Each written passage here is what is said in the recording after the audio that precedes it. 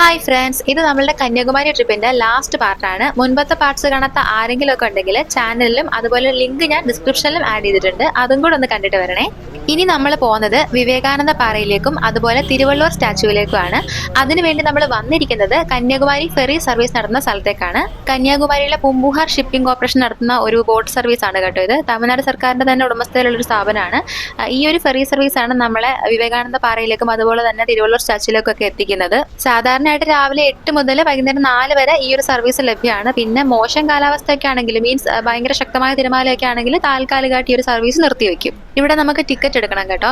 നേരിട്ട് വന്നും ടിക്കറ്റ് എടുക്കാം, അതുപോലെ തന്നെ ഓൺലൈൻ ബുക്കിംഗും അവൈലബിൾ ആണ്. ടിക്കറ്റിന്റെ ചാർജ് എന്ന് പറയുന്നത് സാധാ ടിക്കറ്റ് ആണെങ്കിൽ 100 രൂപയും സ്പെഷ്യൽ ടിക്കറ്റ് ആണെങ്കിൽ 300 രൂപയാണ് വരുന്നത്. പിന്നെ രണ്ടും തമ്മിലുള്ള വ്യത്യാസം എന്ന് പറയുന്നത് സാധാ ടിക്കറ്റ് ആണെങ്കിൽ വലിയ ക്യൂ ഒക്കെ നിൽക്കേണ്ടി വരും. സ്പെഷ്യൽ ടിക്കറ്റിന് അങ്ങനെ വലിയ ക്യൂ ഒന്നുമില്ല, ഷോർട്ട് ക്യൂ ആണ്. എൻ്റെ ഒരു അഭിപ്രായത്തിൽ സീസൺ ഒന്നും അല്ലെങ്കിൽ സ്പെഷ്യൽ ടിക്കറ്റിന്റെ ആവശ്യമൊന്നുമില്ല. നമ്മൾ സാധാ ടിക്കറ്റ് ആണ് എടുത്തത്, അധികം ക്യൂ ഒന്നും നിൽക്കേണ്ടി വന്നതുമില്ല. ശരിക്കും ഈ കന്യാകുമാരി ഫെറി സർവീസിന്റെ ആരംഭം എന്ന് പറയുന്നത് 1970 വിവേകാനന്ദ റോക്ക് മെമ്മോറിയൽ ഇനാഗുറേറ്റ് ചെയ്തതിന്റെ ശേഷമാണ്. കരയിൽ നിന്ന് ഏകദേശം 500 മീറ്റർ, അതായത് 1/2 കിലോമീറ്റർ അകലെയാണ് ഈ ഒരു റോക്ക് വരുന്നത്. അവിടേക്ക് സന്ദർശകരെ എത്തിക്കാനായിട്ടാണ് ഈ ഒരു സർവീസ് സ്റ്റാർട്ട് ചെയ്യുന്നത്. തുടക്കത്തിൽ ചെറിയ മോട്ടോർ ബോട്ടുകളൊക്കെ ആയിരുന്നു ഉപയോഗിച്ചിരുന്നത്. പിന്നീടാണ് ഈ ഒരു സർവീസ് പൂമ്പുഹാർ ഷിപ്പിംഗ് കോർപ്പറേഷൻ ഏറ്റെടുക്കുന്നതും വലിയ ഫെറി ബോട്ടുകളൊക്കെ കൊണ്ടുവന്ന് സുരക്ഷിതവും അതിനൊക്കെ നിത്യേനയുള്ള ഒരു സർവീസ് ഒക്കെ സ്റ്റാർട്ട് ചെയ്യുന്നത് അതിന് ശേഷമാണ്. പിന്നെ ഈ ഒരു ഓൺലൈൻ ബുക്കിംഗ് സംവിധാനമൊക്കെ വരുന്നത് ഈ 2023-25 കാലയളവിലാണ്. അപ്രോക്സിമറ്റ്ലി ഒരു 5 to 7 മിനിറ്റ്സ് ആണ് നമുക്ക് കന്യാകുമാരിയിൽ നിന്നും ഈ ഒരു വിവേകാനന്ദ പാറയിലേക്ക് ഈ ഒരു ബോട്ടിൽ എത്തിച്ചേരാൻ എടുക്കുന്ന സമയം എന്ന് പറയുന്നത്. ബോട്ട് നേരെ എത്തുന്നത് വിവേകാനന്ദ പാറയിലേക്കാണ് കേട്ടോ.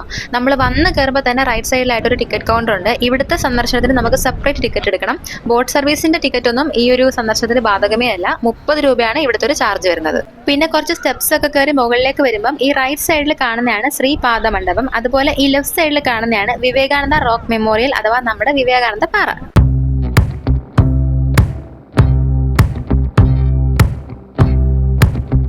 ഈ നേരെ കാണുന്നതാണ് കേട്ടോ ഗ്ലാസ് ബ്രിഡ്ജ്. തൊട്ടടുത്ത് കാണുന്ന പിന്നെ എല്ലാവർക്കും അറിയാമല്ലോ നമ്മുടെ തിരുവള്ളൂരുടെ സ്റ്റാച്യു. നമുക്ക് ആദ്യം ഗ്ലാസ് ബ്രിഡ്ജിൽ കയറാം. ഗ്ലാസ് ബ്രിഡ്ജ് വന്നതിന് ശേഷം ആദ്യമായിട്ടാണ് ഞാൻ ഇങ്ങോട്ട് വരുന്നത്. മീൻസ് കന്യാകുമാരിയിൽ വന്നിരുന്നു, ബട്ട് വിവേകാനന്ദ പാറയിലേക്ക് ഗ്ലാസ് ബ്രിഡ്ജ് വന്നതിന് ശേഷം ഇത് ആദ്യമായിട്ടാണ് വരുന്നത്. മാത്രമല്ല ആദ്യമായിട്ടാണ് ഞാനൊരു ഗ്ലാസ് ബ്രിഡ്ജിൽ കയറുന്നത്, അതും കടലിന്റെ മുകളിൽ കൂടെയുള്ള ഒരു ഗ്ലാസ് ബ്രിഡ്ജിൽ. അപ്പോൾ ഇതാണ് ഫ്രണ്ട്സ് നമ്മുടെ ഇന്ത്യയിലെ തന്നെ കടലിന് മീതെയുള്ള ആദ്യത്തെ ഗ്ലാസ് ബ്രിഡ്ജ് എന്ന് പറയുന്നത്. ഇത് 2024 ഡിസംബറിലാണ് ഇനാഗ്രേറ്റ് ചെയ്തത്. ഏകദേശം 77 മീറ്റർ ആണ് ഈ ഒരു ബ്രിഡ്ജിന്റെ നീളം എന്ന് പറയുന്നത്. ഒരു 37 കോടിയാണ് കേട്ടോ ഇതിന്റെ ഒരു നിർമ്മാണ ചെലവ് എന്ന് പറയുന്നത്.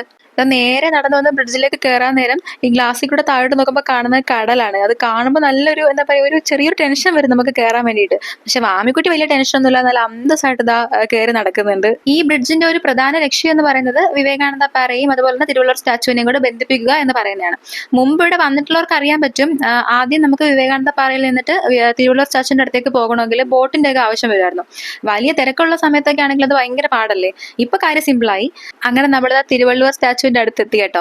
എനിക്ക് ആ ഒരു സ്റ്റാച്യുവിന്റെ ഫുൾ വീഡിയോ എടുക്കാൻ പറ്റുന്നുണ്ടായിരുന്നില്ല, കാരണം തൊട്ട് താഴെ വന്ന് നിന്നിട്ട് മുകളിലേക്ക് നോക്കുമ്പോൾ അതിശക്തമായ വെയിലാണ്. മാത്രമല്ല അങ്ങനെ ഫുള്ളായിട്ട് നമുക്ക് സ്റ്റാച്യു എടുക്കാനും പറ്റില്ല തൊട്ട് താഴെ നിന്നിട്ട്, കാരണം എന്തൊരു ഹൈറ്റിലാണല്ലോ ഈ ഒരു സ്റ്റാച്യു ഉള്ളത്. ഏകദേശം 133 അടിയാണ് ഈ ഒരു പ്രതിമയുടെ ഉയരം എന്ന് പറയുന്നത്.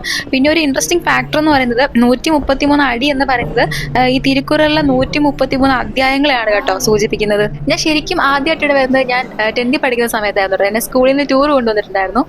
അന്ന് ഞാൻ വന്നു പോയ സ്ഥലത്തൊക്കെ പിന്നെ എത്ര തവണ ഞാൻ വരുമ്പോഴും എനിക്ക് ആ ഒരു സ്കൂൾ കാലം ഇങ്ങനെ ഓർമ്മ വന്നുകൊണ്ടേയിരിക്കും.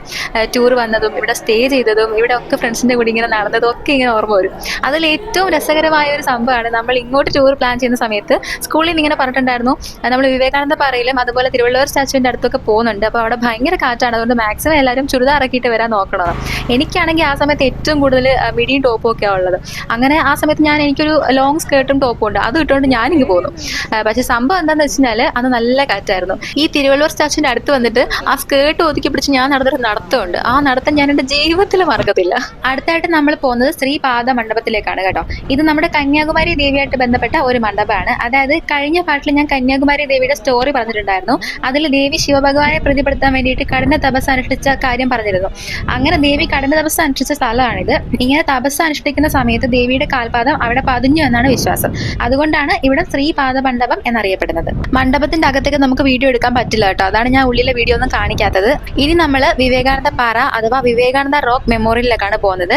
ഇത് ശരിക്കും 1892 വിവേകാനന്ദൻ കന്യാകുമാരിയിൽ എത്തുകയും പിന്നെ ഈ ഒരു പാറയിൽ വന്നിട്ട് ഒരു 3 ദിവസം ധ്യാനത്തിലിരിക്കുകയും ചെയ്തിട്ടുണ്ടെന്നാണ് പറയപ്പെടുന്നത്. ഇവിടെ ഇരുന്ന് അദ്ദേഹം ഇന്ത്യയുടെ ഭാവിയെക്കുറിച്ചും ജനങ്ങളുടെ ദുർബലതയെക്കുറിച്ചും അതെങ്ങനെ മാറ്റാം എന്നതിനെ പറ്റിയൊക്കെ ചിന്തിച്ചു എന്നാണ് പറയപ്പെടുന്നത്. അദ്ദേഹത്തിന്റെ 100ാം ജന്മവാർഷികത്തോടനുബന്ധിച്ചാണ് കേട്ടോ ഈ ഒരു മെമ്മോറിയൽ നിർമ്മിക്കാൻ വേണ്ടിയിട്ട് തീരുമാനിക്കുന്നത്. 1970-ലാണ് ഇതിന്റെ ഒരു നിർമ്മാണം പൂർത്തിയാവുന്നത്. ഈ ഒരു മന്ദിരത്തിന്റെ അകത്ത് സ്വാമി വിവേകാനന്ദന്റെ ബ്രൗൺസിൽ തീർത്ത പ്രതിമയും അതുപോലെ അദ്ദേഹത്തിന്റെ ഗുരുവായ ശ്രീ രാമകൃഷ്ണ പരമഹംസന്റെ ചിത്രവും പിന്നെ അദ്ദേഹത്തിന്റെ മാതാവ് ഭുവനേശ്വരി ദേവിയുടെ ചിത്രവുമാണ് നമുക്ക് കാണാൻ പറ്റുന്നത്. അദ്ദേഹം എപ്പോഴും പറഞ്ഞിരുന്ന ഒരു കാര്യമായിരുന്നു, എന്റെ ജീവിതത്തിലെ ആദ്യ ഗുരു എന്ന് പറയുന്നത് എന്റെ അമ്മയാണ് എന്ന്. അതുകൊണ്ട് തന്നെയാണ് അദ്ദേഹത്തിന്റെ അമ്മയുടെ ചിത്രവും ഈ ഒരു മന്ദിരത്തിൽ സൂക്ഷിച്ചിരിക്കുന്നത്. നമ്മുടെ ഇവിടുത്തെ സന്ദർശനമൊക്കെ ഏകദേശം കഴിഞ്ഞു കേട്ടോ. ഇനി നമുക്ക് ബോട്ടിൽ കയറി തിരിച്ച് കരയിലേക്ക് തന്നെ പോവാം.